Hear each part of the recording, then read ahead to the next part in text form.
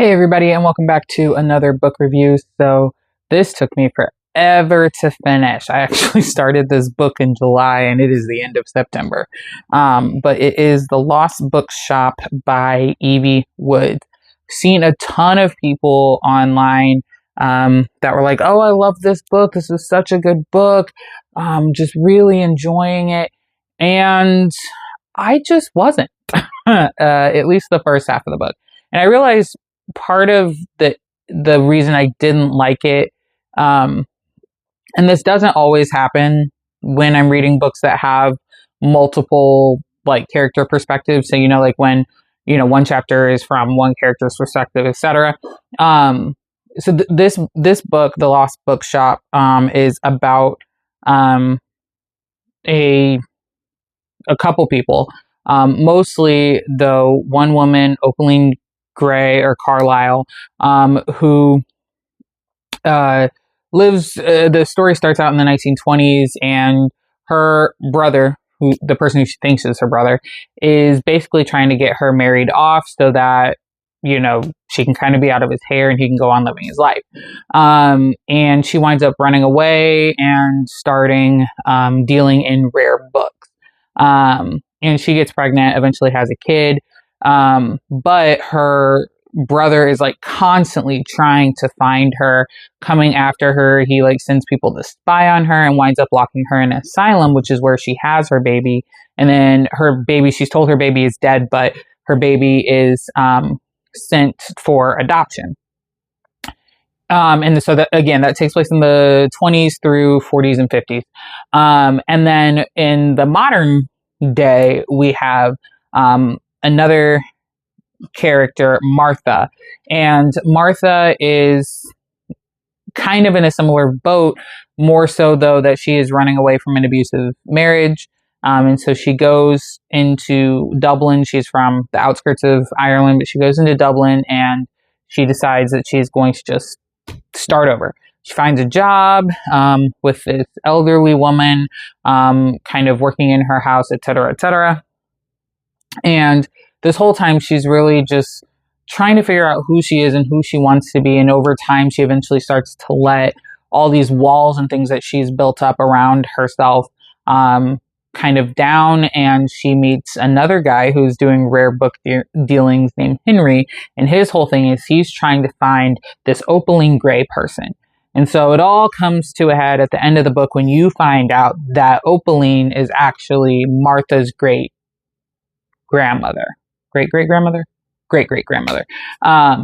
And the baby that was adopted, her name is Rose, and that is Martha's grandmother. And so midway through the story, Martha's mother, who is just this woman that's like has lived in this world of just victim for so long that she has created this silence for herself. She doesn't really ever speak. And so a lot of people think that she's deaf and mute, but she's actually not. And so at the end towards the end of the story, she actually starts talking again to Martha and shares, like, just so you know, like, your grandmother was actually adopted, blah, blah, blah. And so, as the reader, you start to put those things together. So overall, I did give it a 4. And here's why. Towards the end of the book, I was into it.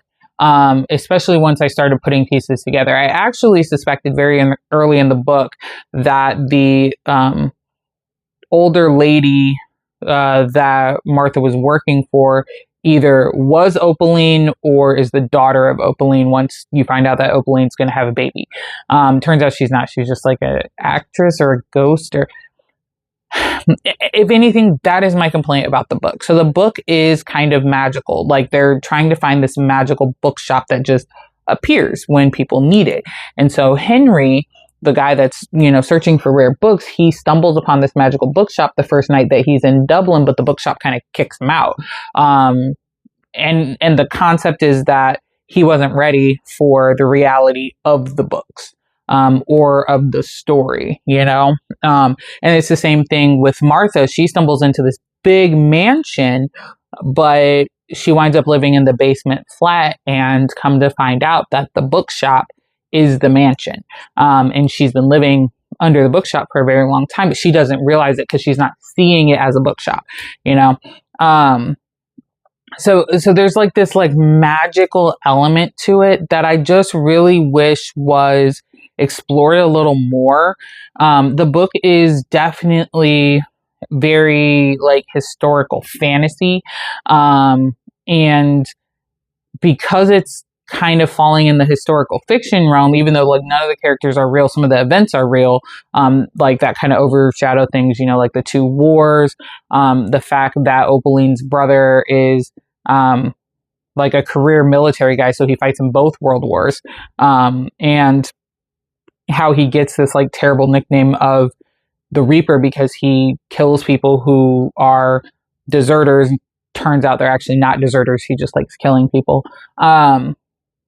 But it toes this weird line, and I just wanted it to have more of the fantasy and the magic out. Like, if you're gonna do the fantasy and magic, like give it a little bit more.